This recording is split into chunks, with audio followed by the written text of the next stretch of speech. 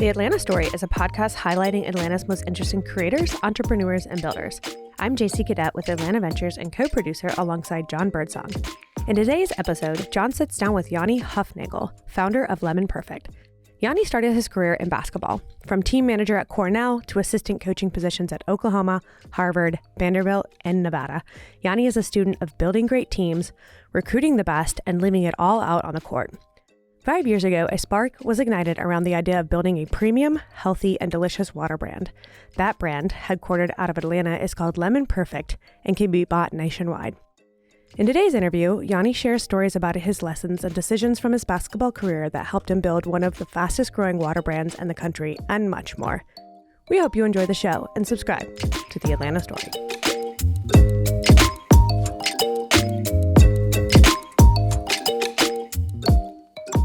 Yanni Hufnagel, founder of Lemon Perfect. Thank you so much for being on the Atlanta Story podcast. Jon, thanks so much for having me. Great being here. Yes. Really fun. Yes, sir. First one of the new year, and off we go. So before we get into the Lemon Perfect story, let's first talk about the first love of your life, basketball. And maybe it was lacrosse, but some of the research, bona fide athlete growing up. But let's talk about just basketball, because I know it's such an integral part of your career. And then we'll get into the transition. But so graduated from Cornell, always wanted to be in basketball, or talk to us a little bit about that. Yeah. Well, basketball is the reason why I'm in this chair right now, right? It has been the foundation of so much of this build, right? The relationships, the team building, right? The focus on a scoreboard, right? All of that has served me very well as we've now built or are building Lemon Perfect. Student manager at Cornell. Yes. The short story is I played lacrosse my freshman year at Penn State and had one really bad practice under the lights in State College, and that night I had a bunch of friends that were at Cornell, and that night I went back to my dorm room and I filled out an application to transfer, and forgot about it. And a couple months later, I got an email that said, "Congratulations, you've been accepted to Cornell." So the plan was to go play lacrosse at Cornell. Yep. And I'm in the weight room. Were you a midi? I was a defenseman. Defense. Yeah. Okay. And I'm in the weight room right before fall ball, and I come across one of the assistant coaches for the basketball team, the men's basketball team, and we got to talking, and he said, "My God, your passion for basketball is unbelievable." And we kept talking, and a couple weeks later, I was mopping sweat off the floor as a manager for the basketball team. So, I had got cut from our varsity basketball team when I was in high school. I was the last cut. 15 made it. I was number 16. And the next day, I was in the principal's office asking if I could we could produce the games on the local access TV network.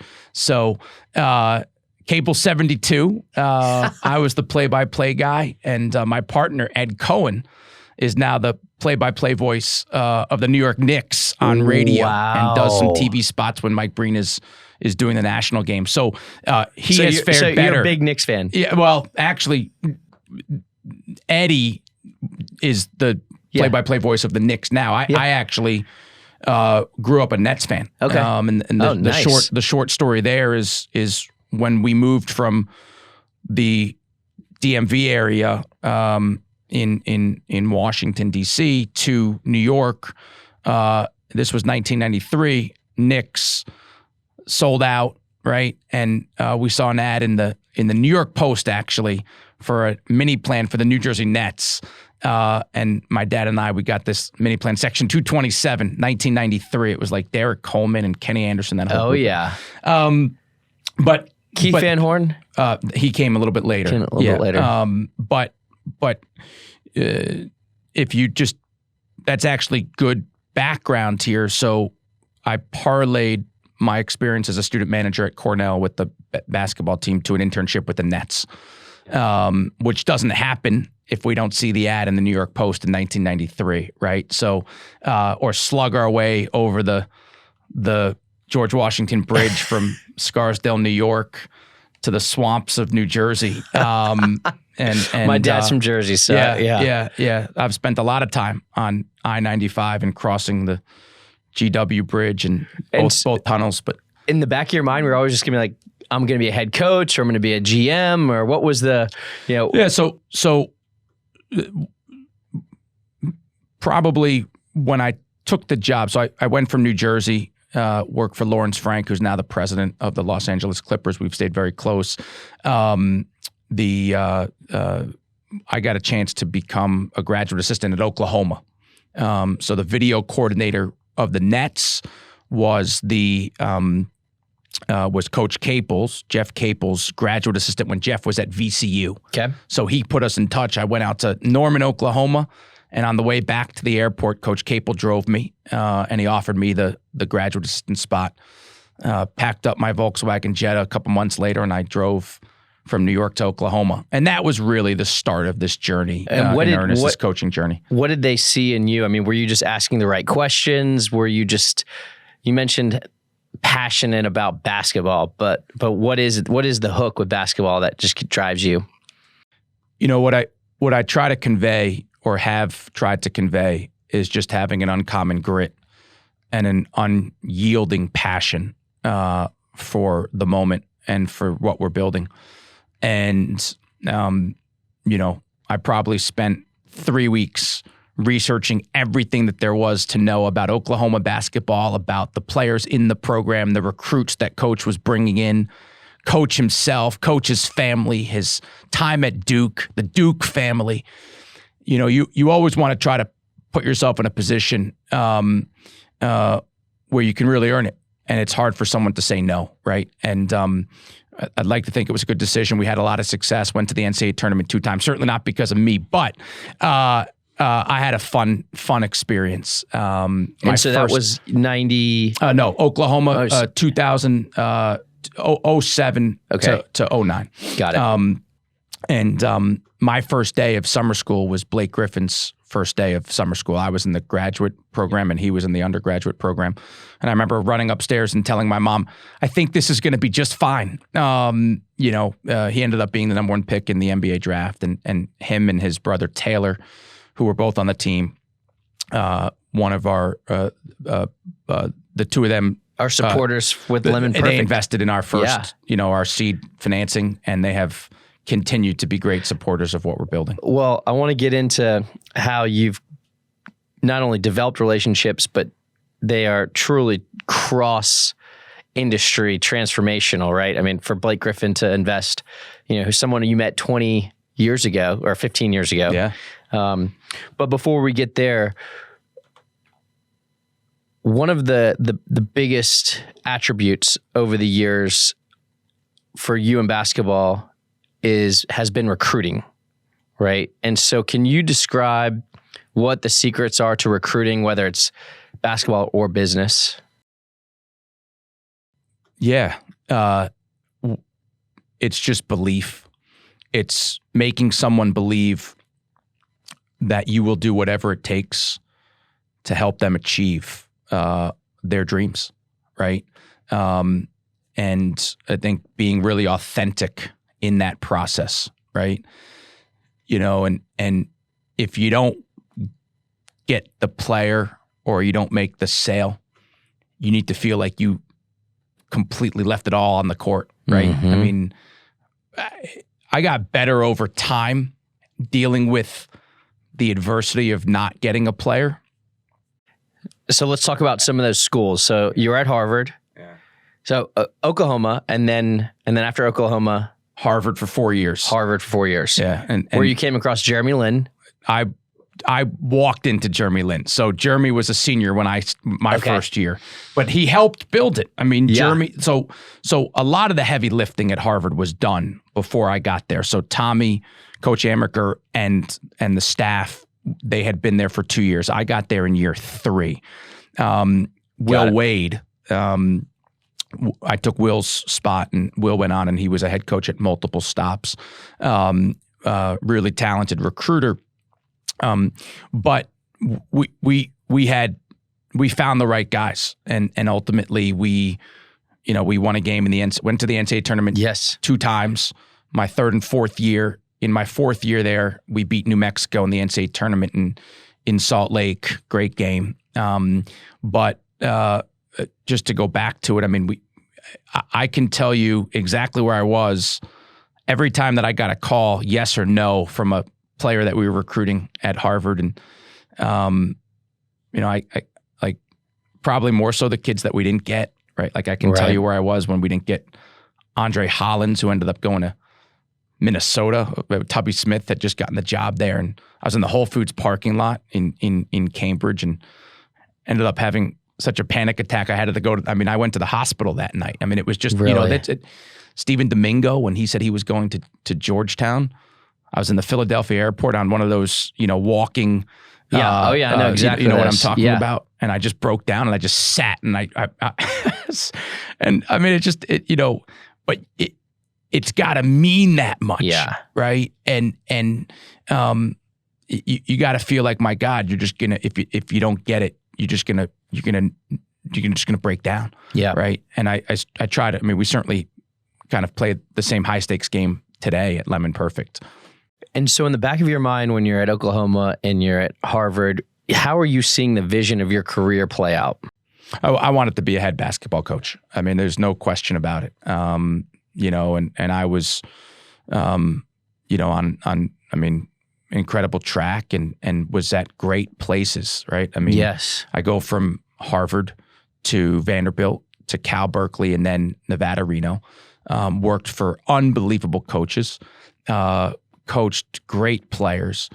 And, John, look, life is certainly not a straight line, and you really never know what's around the corner.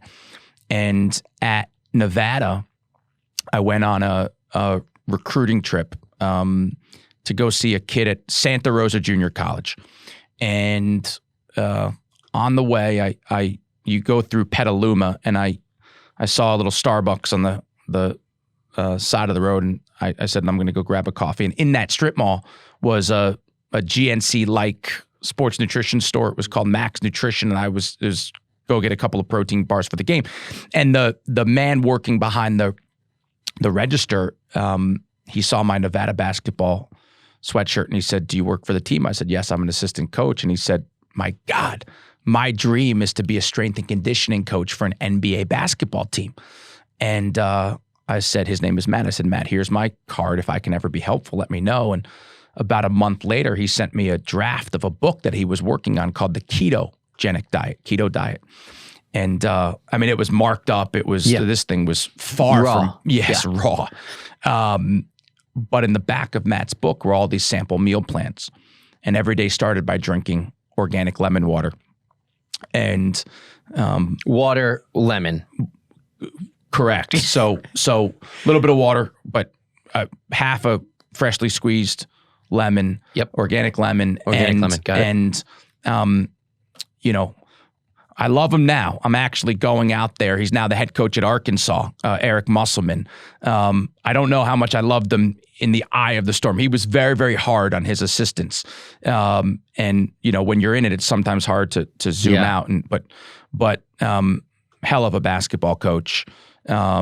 And a really, really good leader. And I'm excited to get out to Fayetteville tomorrow and spend some time with him and his team now. But I was searching a little bit for some structure, just because of how hard we were working to turn that program around. And I said, "Matt, I'm in A through Z. Let's do it," right? And organic lemon water in the morning became... And when you say you were in A through Z, so... talk to us about that conversation. Yeah, there was a strength training component. There was a cardio component. There was a diet component. Lemon water was a piece of that, right? But what I've learned is that when you can start your day in a really good way, it sets it up, and organic lemon water in the morning became a non-negotiable part of my of my morning routine, I did two things. I made my bed and I had organic lemon water. There was an intermittent fasting component, IF. So the only thing that I did in the morning was lemon water, right? Black coffee. Yep. But that really propelled me and fueled me. And I, much of that same practice I do today. I mean, I cycle it, but you know, I'm back on the program, if you will. And I found nothing better than cyclical dieting and eating clean with some, carb ups and Sure. and cheat days, meals. But anyway, I will admit I'm a little OCD and buy organic lemons, cut the lemon, squeeze the lemon juice all over, bland taste. I mean, most mornings I just threw my hands up in the air, but I stuck with it, right? But it's frustrating. I mean, it's not a fun thing to do day after day after day after day. And I'm in the locker room towards the end of the season. And at Nevada. At Nevada. And all of our players are drinking Gatorade, vitamin water. Our coaching staff at the time was drinking a product called Bai, which is now one of our largest competitors. This was at the very height of their growth story. And I just had a moment, John. I said, hold on. Can we take organic lemon water and give it the flavor profile of what I would call Main Street USA, right? And that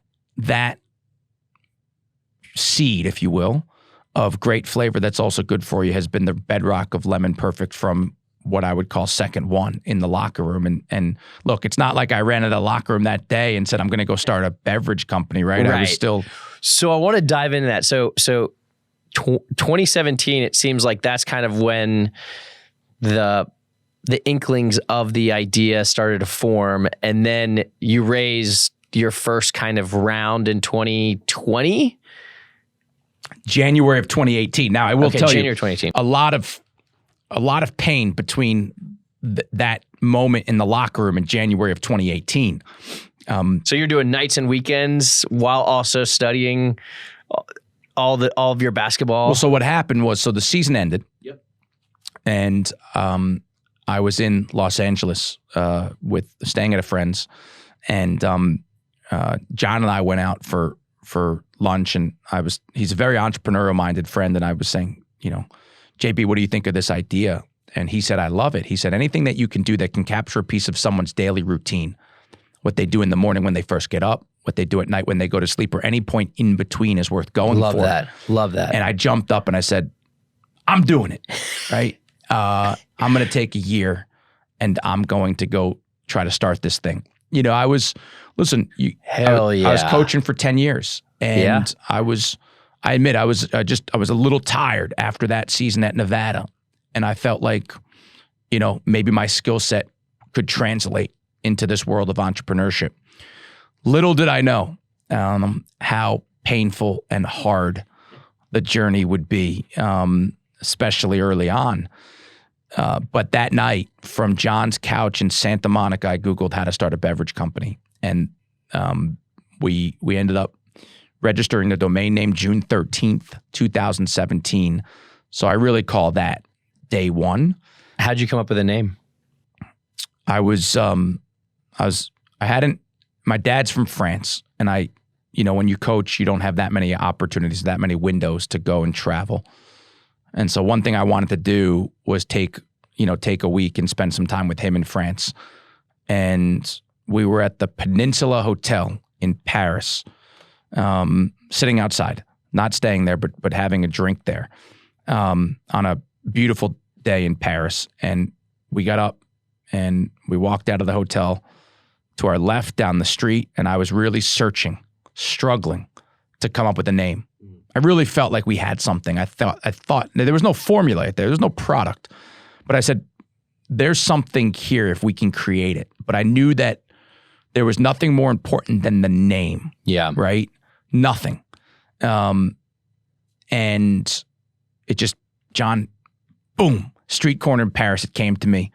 And I registered the domain name on GoDaddy.com for $12, and that was it. Just boom. It just, I don't know if it was what it was, but I knew I wanted lemon in the name. Yep. And it has been a powerful driver of our business, certainly from a just a brand perspective, but also we have a hell of a moat around the IP, and so that was day one.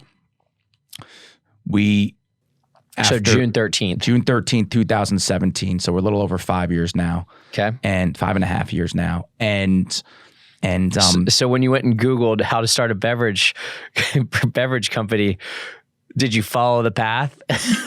to a degree, what I've learned is there is no path, right? You create your own path. Right. What popped up, what the search results though were all about formulation. And so that was intuitive. That made sense, right? Name, and then you got to go build the product. Yes. And so what did that look like? Well, the first formulation house that I went to was in Louisville, Kentucky. And I was so sure that we had the next $1 billion idea that I didn't tell them what the idea was until I got there. And nor did I sign an NDA until I got there. So everything was done in the room. And I put on a suit and tie. I didn't know anything else, right? I got this giant poster board that I made on Fiverr.com, printed at FedEx office. And so here I am. I'm walking in, suit, tie, this giant, 4 foot by 4 foot poster board. And I sit down and I'm ready to rock and roll. And I tell them the idea, sign the NDA, I tell them the idea. And they say, we're very sorry. We don't do anything with juice here. Everything is about our syrups. They had done the work for like Jones Soda. They didn't do any work with fresh juice. And at the beginning, our idea was conceptually you had like Suja and watermelon water blueprint, like they were on fire at the time, and I didn't know any better, right? So the idea was to create a cold pressed and high pressure processed product. And so after 5 minutes, the meeting was over. And you talk about the first real deflating moment, right? I was flying out of Cincinnati Airport, and there's when you go through security at Cincinnati Airport, it's still there. There's an Outback Steakhouse, and I was early for my flight, and I was just sitting in there and just despondent, right? I mean, on the phone with my mom for like 4 hours, then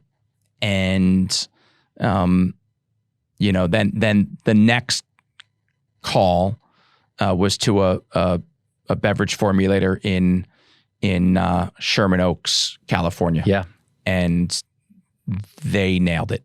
And it's just like you got to get a little bit. The way that the ball bounces is the delta between winning. So game of inches. Yeah, you darn right. And I didn't know it at the time, but that formulation house, there was a dislocation between the two managing partners, and every call that came in went to one or the other. And my call went to Marty Molina and his team. And a few months later, Marty and his team did unbelievable work. A few months later, Marty split, and we're still with Marty today, Ocean Blue Innovation. He does all of our formula work. And some of my most enjoyable moments on this journey have been the time in the lab thinking about flavor innovation. But name, product. So those were the two, right? You have to do one, then you do two. I sampled the product for the first time August 28th, 2017. That's quick. Yeah, it was fast. That's really quick. Yeah, it was fast. And we got very, very close on the first take. So there wasn't a whole lot of tweaks needed, right? I knew I wanted to win. Tell us a little bit about it. Yeah, well, the product hasn't changed much from day one. It's a hydrating lemon water, 0 sugar, delicious and refreshing, 100% vitamin C in every bottle. Most people, when they take their first sip, will tell you that they'll never drink water the same way again. I mean, there's nothing like it on the market today. There was nothing like it on the market when we launched. We have been incredibly disruptive in first the produce category for the first couple of years. We get into that. And then when we went fully shelf stable, now we sit in the enhanced water category, and there's nothing like it. And I think that's why we're making the noise that we're making. This podcast is brought to you by Atlanta Ventures. Check out our website to access many resources, including free tools and guides to start a business, a calendar of our upcoming events hosted at Atlanta Tech Village, and a lot more content around building companies. So let me ask you this. We meet with thousands of entrepreneurs a year. Why hadn't someone done this before? Have you asked yourself that 1,000 times? Yeah, I think. Listen, there are a lot of examples of. Yeah, very good. There are a lot of examples of why things haven't been done before, and I would actually, for Lemon Perfect, because of our sweetener system, our organic sweetener system, and our flavor system, these are. We use a sugar alcohol called erythritol, organic erythritol, which has really only been in the marketplace since, call it the early 2000s, mid 2000s. So what I would tell you, and that the magic is our sweetener system, our flavor system. Lemons have been around for hundreds of millions of years. But what I would tell you is, in the same way that Uber was built on the back of new technology, so too, in a different way, it has Lemon Perfect, right? Like, makes sense. The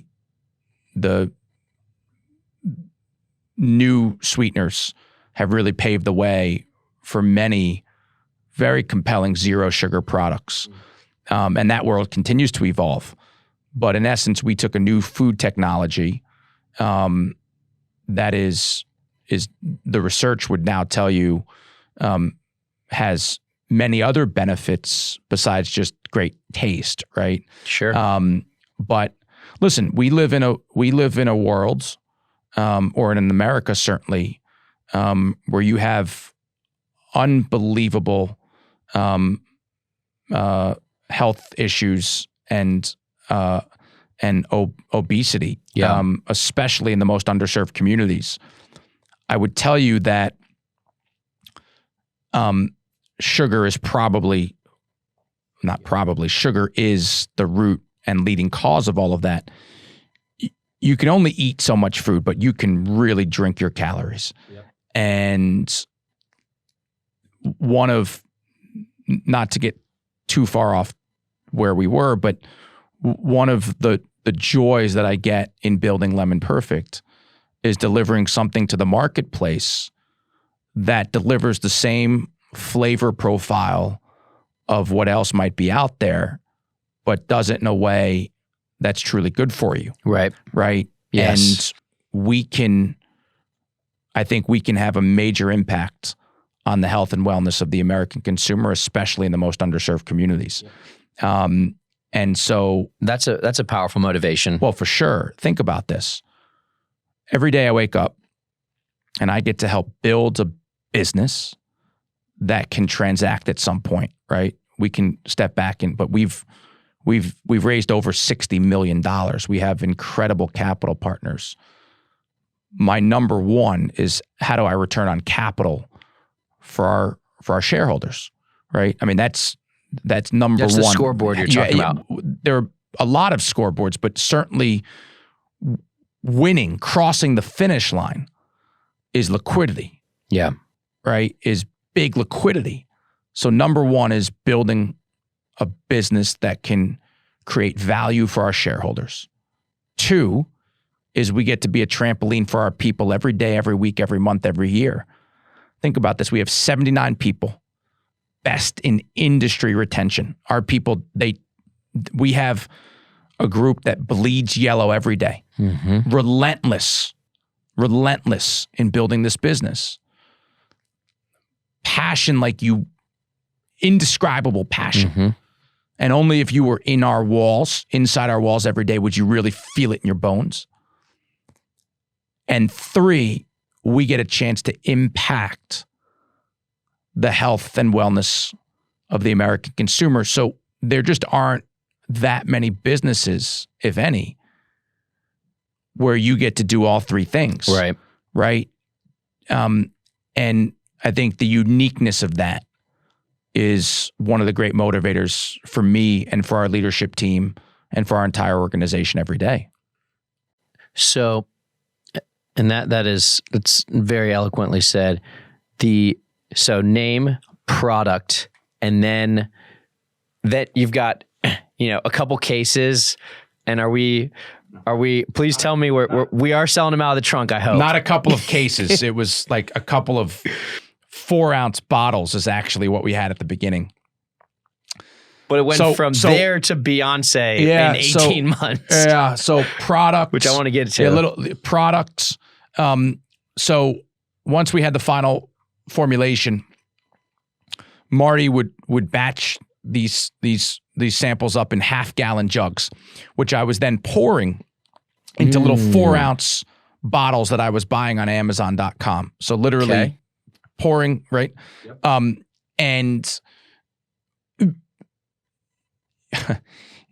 I invested a little over $50,000 of my own money at the beginning. Formula, right? And traveling around. Yes. And then I said, and original design, okay? And then I said, packaging design.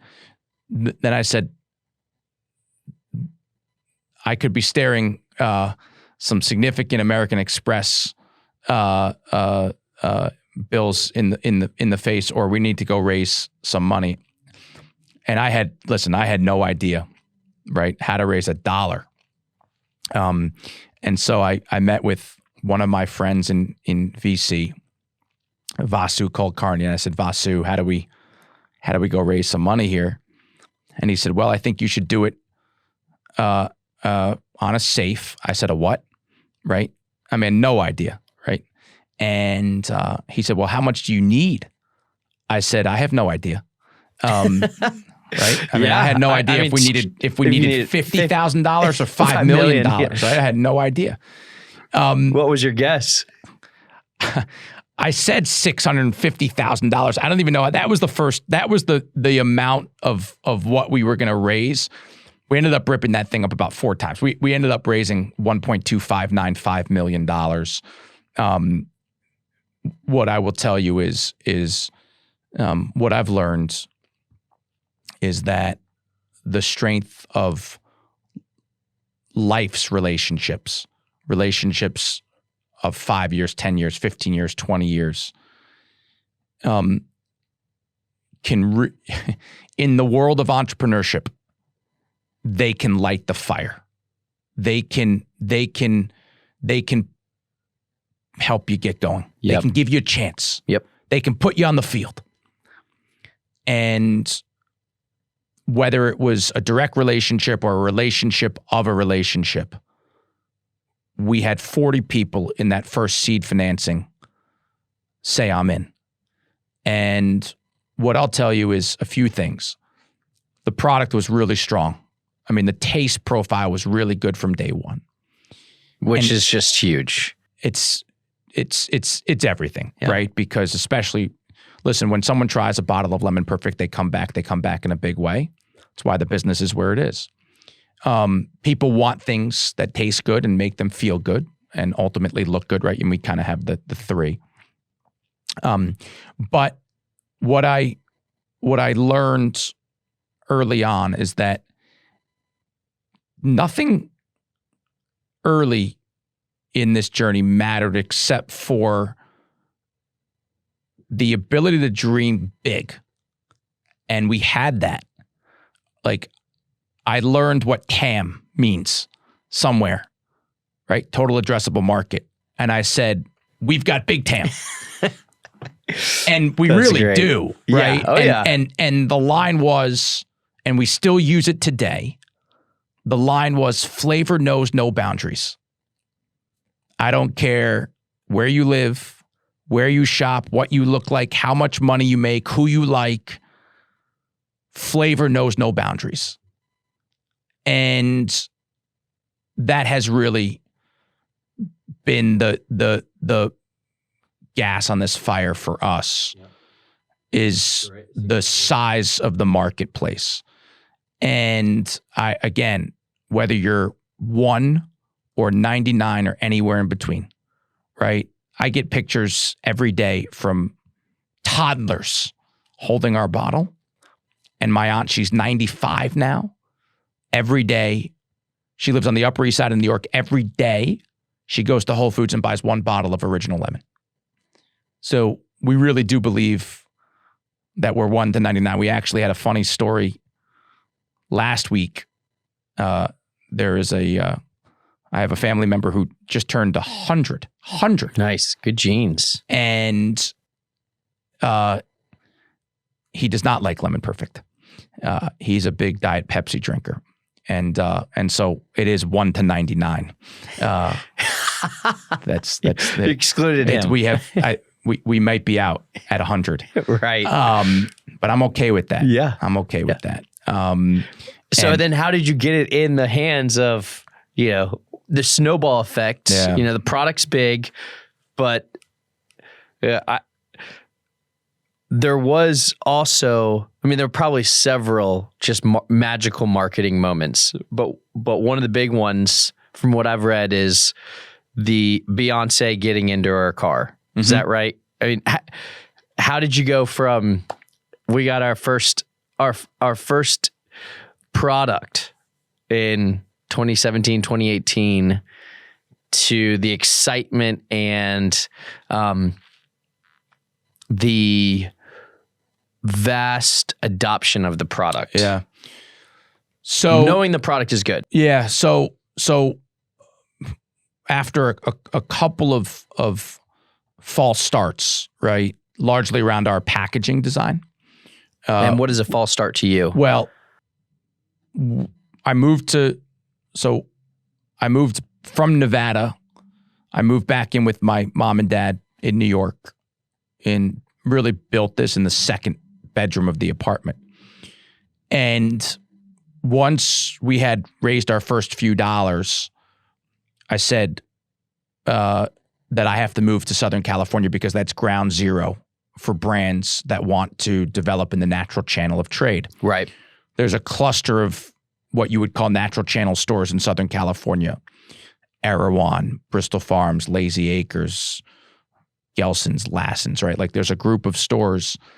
And I was very fortunate that on my journey, I found a beverage incubator that had both a sales side of their business and a supply chain side of their business based in Southern California. And that's Dan Mored and Robert Alschuler, Critical Mass Group. They helped me build this. And so once I found them, then I said, I'm going to California. And I left with 2 boxes and a dream. It's still a picture that sits on my iPhone. And what we knew, or what we got right, was that we had to be a mile deep and an inch wide, right? Really focus. But before we put we were ready to go put the bottles on the shelf. We got an authorization at Bristol Farms, 12 stores, and I thought it was the biggest deal ever. It was. And the bottles came off the line at our first production, okay? We were probably doing that. I think we were probably running about 30 bottles a minute in that. It was damn near a commercial kitchen. And for perspective, today we run 500 bottles a minute. Wow. But the bottles came off the line and we had a pressure sensitive label, which was kind of that was the produce set at the time. Yep. Not a shrink sleeve like we have now. Mm-hmm. And That's a false start. I looked at the packaging. Exactly. I looked at the packaging and I said, my God, this looks like a medicine bottle. This is not going to work on the shelf. And it was my first learning that what something looks like on a computer screen is so different than the actual application of that on the shelf. And it's funny, it's just when you think about it. So I was still going to do it. And then I had a meeting with at the time, our sweetener supplier back in Santa Monica, Flower Child in Santa Monica. And we were right about to launch, and Ben looked at me and he said, can I be honest with you? And he said, your packaging sucks. And here I am in this moment, 40 investors. We'd raised over $1 million. We're ready to launch. I had a dinner that night in Manhattan Beach, and it was a Friday. And I can tell you, Santa Monica to Manhattan Beach on a Friday driving down the 405 is not a lot of fun, but you have a lot of time. And as I was sitting in traffic, I said, we've got to go change this packaging. And we ended up hiring a branding agency, Frank Collective, and they struggled early on. And remember, this was after I called 40 investors and said we're going to delay this thing for 6 months. And I didn't really know what to do, so I went on Amazon.com and I ordered a bunch of poker chips.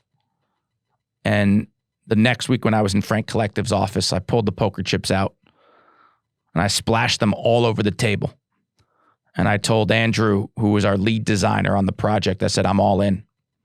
I got no choice. And a week later, we built the shell of what our packaging is today, right? This vibrant, radiant gradient. And from that moment on, I knew we would create a fashion show on the shelf. And what I've learned is in retail, which is where our product is primarily sold,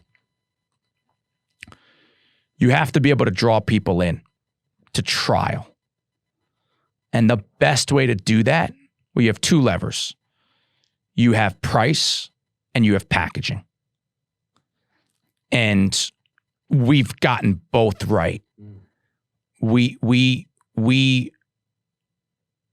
are aggressive on promotion so that we can capture audience, because we know that when you try the product, you come back. Right.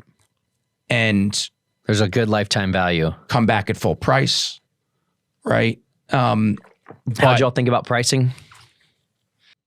I tried to put myself in Kansas City and say, what would I pay for this bottle if I lived in Kansas City and I shopped at Hy-Vee? And I think we got that right. I think, for me, this vessel size, 12 ounces, we've always tried to, to put a ceiling at $2 a bottle. I think, listen,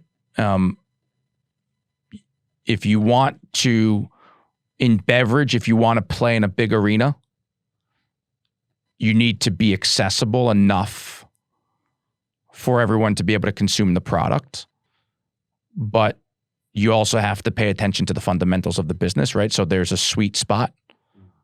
And I didn't, the sweet spot as we were building didn't matter. I've always told aspiring entrepreneurs in food and beverage, and because that's my world. I don't. Yeah. That your margin story doesn't matter at the beginning. What matters is that people love the product and come back, and that you have great repeat.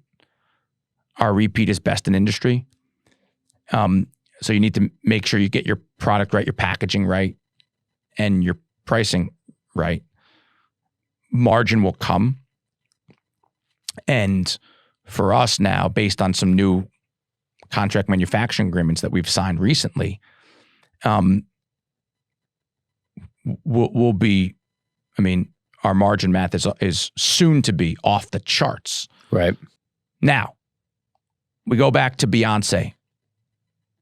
Yeah, that's right. Yeah. My apologies. No. We launched with the new packaging and unbelievable velocity out of the gates. And right when we made the move to go from a keep refrigerated item to a shelf stable item. Because what I learned in beverage is that a keep refrigerated item versus a shelf stable. Yeah, so at the beginning when we launched, the product had to be kept cold throughout. So delivered cold, sold cold. That's a little bit more complex. Yeah, it's like driving a really nice car down a one-lane road that you know is going to crash, right? And so I had to make a decision to, in essence, stop selling the keep refrigerated product and transitioning the business to shelf stable. Right around the transition was January 26th, 2020. So a month before COVID. Yeah. So we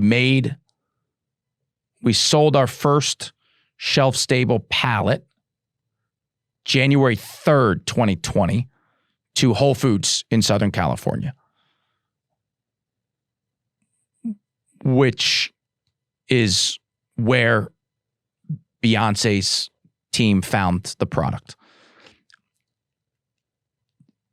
A little bit of it's a memorable day and actually a sad day. It's the day that Kobe Bryant died. I was going to say, that's his day Kobe died. Yeah. So, which just still is just right. It's tough to process. And so the Beyonce Instagram post, which was not her posting the product, it was Lemon Perfect in her limousine. Yes. In like the cup holder. Yeah, in the cup holder. Right. Perfectly placed. I mean, it's like, authentic. Listen, I sometimes look, our bottle, you have, the odds of it being so well positioned, logo out, right? Are probably 1 in 20. But sometimes, sometimes the ball bounces your way. Sometimes you go to the roulette wheel and it your number, you get it right, and nothing. It was an incredible moment for us. Unfortunately, we couldn't capitalize on it. We were only sold in Southern California. We were not online yet. So, we had this incredible bump of website traffic, but we couldn't do anything with it. Right. And fast forward, and that Instagram picture was like in all of our decks, right? So people knew. I mean, obviously we tried to capture that as much as we could. And we had tried to reach out to her team after, and we couldn't get in touch. I didn't know at the time she was making some changes on her team. And so fast forward, and one of our investors was friends with her, and I can't get into too many of the specifics around it, but connected the dots, and Beyonce ultimately, her and her team believe in what we're building so much that they wanted to make an investment in the business, and so we're very, very grateful for that. It's her involvement is strictly around the investment. She won't do anything front of the camera for us. She believes in the business. Yep. And the product. And the product and the people and kind of those three things that we talked about before. Yeah. So where does Lemon Perfect go from here? John, we're just trying to win today. I just love the basketball. Yeah, we're just trying to win today. Look, we talk about this concept of survive and advance. Right? You have to just make another first down or play another year. Beverage is really hard. Really hard. It's capital intensive early on. We're in, we sell Lemon Perfect in every state in America, thousands and thousands of outlets. And we don't have a big enough team to go into every store, right? So, as you scale in beverage, it's hard, right? Our product flies, so just even keeping the shelves full is challenging. And, for me though, where do we go from here? We're closing a Series B later this week. It's a big moment for us. We just signed a long-term contract manufacturing agreement. Those have been two big agenda items for me for the last 6 months or so. Once we clear Friday, then it's about the next thing for us is to go really build a brand behind the bottle, right? Which the timing of that is good for it. Our retail execution, our sales execution from our retail programming to our retail execution, best out there. We get after it. Now we have to go build top of funnel brand awareness to start driving the pull. So that's the next big agenda item for us. Look, we think we have a chance to be the biggest beverage acquisition ever. When you just look at the size of our market and the early data story. For me, it's not so much that moment, but it's more about, I tell people, when do I think that we'll cross the finish line? We want to be the number one brand in the enhanced water category by dollar share. Right? Right now, it's a category that's dominated by vitamin water, a Coke-owned brand. We're fourth in the category today, which after a little less than 3 years is astronomical. Yeah, that's exactly right. But what I really want, John, is for me or for you or anyone to be walking on any street corner in America, whether it's Beverly Hills, California, or Baton Rouge, Louisiana, or anywhere in between, and see someone walk out of store X, Y, or Z holding and drinking a Lemon Perfect, right? Like that to me that's crossing the finish line. That's winning. Yep. It's ubiquity. And I really believe that we can get there. And now we have a lot of work to do between now and then and a lot of screws to tighten. I love our team. We're going to continue to add to it. I love being here in Atlanta. And, we have a great opportunity in front of us. Well, one of the last questions we always ask folks who are interviewed on the Atlanta story is, why Atlanta and what has Atlanta done for you? And as you talk about some of that stuff, I think some of the dots are connecting, but what brought you to Atlanta? So we got our first big opportunity, big break, right when we went shelf stable. We sent a sell sheet and samples to the category team at Publix. And the short story is that the category manager, Jeff Smith, brought the product home to his wife and kids. And they all said, this is the best thing that you've ever brought home. And we had nothing. We had Southern California, and we had just launched in Whole Foods in New York. And at the time, I think Publix was 1,250 or 1,251 stores. And Jeff called and said, we're going to take Lemon Perfect and we're going to put it everywhere. Every store. And, listen, that was, I remember I was living in California, so I was still home that morning when Dustin Canner called. Dustin is now our senior director of national accounts for us, does an unbelievable job. And I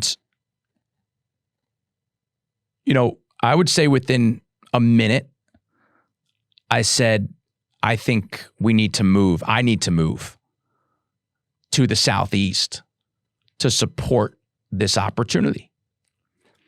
And John, I don't care if I had to live in Alaska, Florida, Maine, Texas, or anywhere in between. I'm going to put myself in the position that I think gives us, our organization, the best chance to win.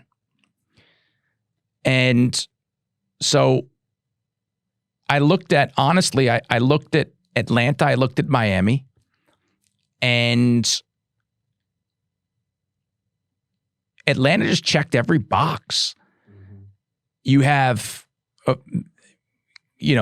listen, low cost of living, easy living. You have culture, diversity, big sports, great airport, access to talent. And it's like when you just start going down the list, there's not a lot that can equal it.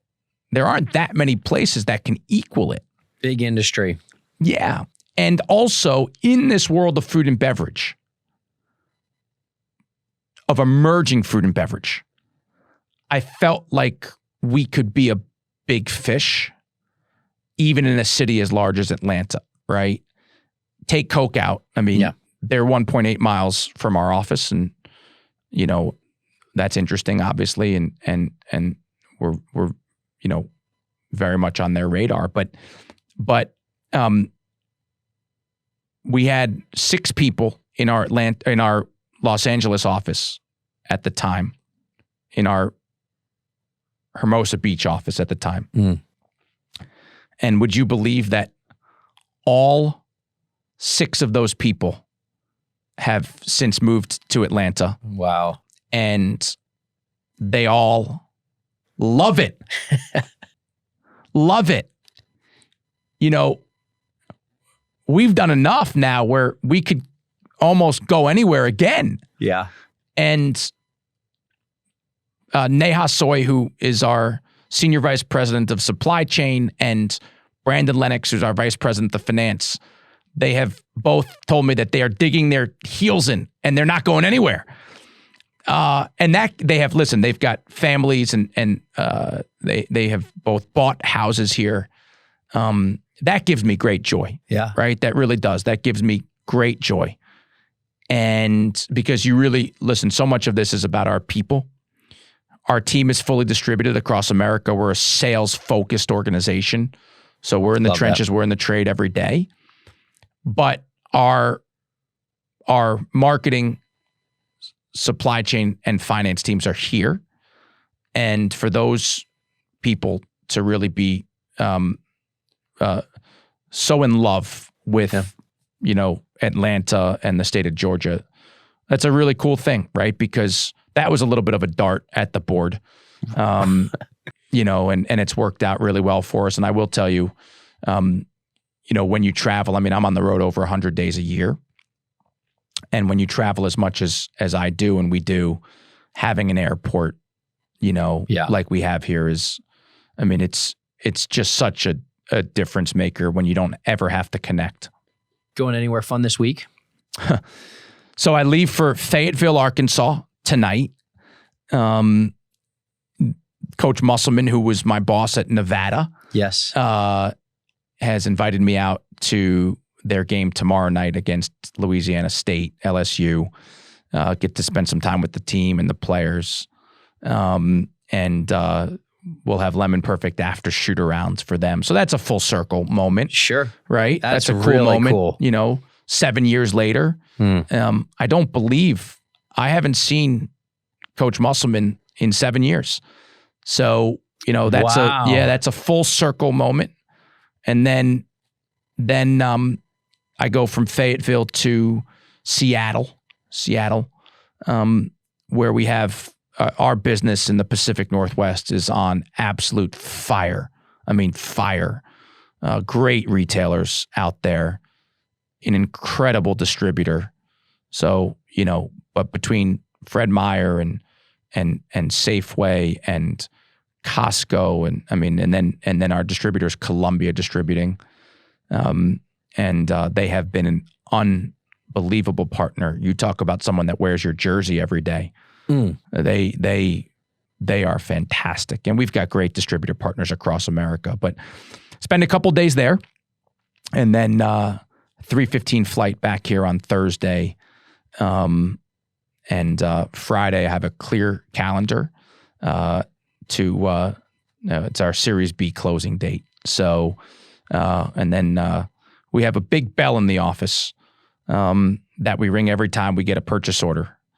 And at 5 o'clock, we'll bring the entire company together over Zoom, and we'll do an all-company Series B ring of the bell.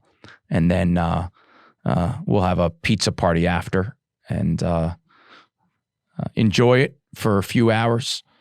And then Saturday morning, wake up and get after it again. So we celebrate our wins, but we move off them quickly because we know we have to go play another game. And Friday, we hope, will be a great celebration. And then Saturday, the alarm bell goes off and we have to roll up our sleeves and go get after it, because at the end of the day, it really is a make-miss game for us. You either win or you lose. And look, you have to have great possessions along the way to put yourself in position to walk off the court a winner. But we're still in the first half. Right. I mean, we are still in the first half, and it has been a slugfest and a dogfight. And we've had some really good possessions and some other trips that haven't been as good. But net, we're still very much in the game. And, we do feel like we have a chance to be the last team standing and cut down the nets. So, and moments like this, especially because of how much I've fallen in love with Atlanta, this is a cool moment for me. So thank you so much for having me on. Yanni, thank you for being part of the Atlanta story. My pleasure. Thank you. Thank you. It's really great.